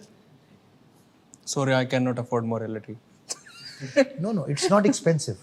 It is actually. No, it is not. I'm so poor to afford. No. Poor are the most moral people. No. जो जितना पुअर होता है वो ज्यादा मॉरल होता है, मेरा ये मानना है। ये बात सही है वैसे। तो मैं इसलिए कह रहा हूँ morality is not expensive. But morality हमारी कल्चर, हमारा ट्रेडिशन, हमारे इंडियननेस, हमारी भारतीयता का पार्ट है। ये तो है एक सामाजिक उसका। और थोड़ा सा सीरियस क्वेश्चन है। हाँ, please. मैंने आपकी स्पीच देखी रही थी राज्यसभा में, where you talk about cremation and how it creates a pollution, there is a pollution impact of it. But एक सोच है, एक राइट विंग सोच है कि why it's always Hindu and नहीं, आपने ध्यान से नहीं सुनी स्पीच। अगर आप ध्यान से सुनते तो आपको उसका संदर्भ और कॉन्टेक्स्ट पता लगता। मैंने क्रिमेशन के लिए बैड फॉर एनवायरनमेंट नहीं कहा था, मैंने कहा था कि इकोलॉजिकली बेटर ऑल्टरनेटिव्स हैं, जैसे हमारे गोबर के जो ये काउडंग केक्स होते हैं, आप उसका इस्तेमाल कर सकते हैं। और इलेक्ट्रिक क्रोमेटोरियम्स भी कई लोग यूज़ करते हैं। गोबर का इस्तेमाल होता है हमारे यहाँ, उसकी मात्रा बढ़ाने की बात की गई थी और उसका एक मॉडल बनाया था किसी ने, जिसका मैंने उल्लेख किया था पार्लियामेंट के अंदर कि इससे एनवायरनमेंट को फ़ायदा मिल सकता है, तो क्यों ना किया जाए। अगर एक पेड़ माँ के नाम एक कैंपेन लॉन्च किया प्रधानमंत्री जी ने कि आप पेड़ लगाओ, तो उसमें क्या फॉल्ट फाइंड कर सकते हो। तो ओपिनियन की बात है। अब हो सकता है किसी ने संज्ञा दे दी किसी को गोदी मीडिया की और किसी ने दे दी एंड नॉन गोदी मीडिया की, तो नॉन गोदी मीडिया को उसमें भी आपत्ति हो जाएगी पेड़ लगाने में, वो कहेंगे इसमें भी राजनीति कर रहे हैं। गोदी मीडिया कहे, जिसको आप ट्रेडिशनली गोदी मीडिया कह रहे हैं या संज्ञा दे रहे हैं गलत ये वाली, वो कहेगा कि अच्छा काम कर रहे हैं, पर्यावरण के लिए पेड़ लगा रहे हैं। ओपिनियन की बात आ गई ना फिर। So this is the thing. Last में बस एक क्वेश्चन, इन चेयर को कहते हैं क्या, विंडसर चेयर? ये आप लास्ट 6 बार पूछ चुके हो वैसे, ये फैसला कर लो लास्ट वाला है कौन सा। ये लास्ट है। What is this chair called, Windsor chair और व्हाट? नहीं, मेरे को तो नाम तो नहीं पता, पर ये चेयर थोड़ी लंबी सी होती है, सही बता। Do you like it? Comfortable तो काफी है ये। आप बताओ, बैठे हो? नहीं, quite comfortable. Then must be comfortable. And इसी के साथ काफी कंफर्टेबल हम रहे आपके साथ और काफी अच्छा लगा। Really nice talking to you. No sir, pleasure is mine. और हमने एक्सपेक्ट नहीं किया था आप इतने अच्छे होंगे। अरे thank you so much, you are very kind and nice to me as well, thank you very much. और आपके माध्यम से आपके व्यूअर्स से बात करने का मौका मिला, it's a pleasure. It's entirely my privilege. Thank you so much, very nice to meet you. Okay.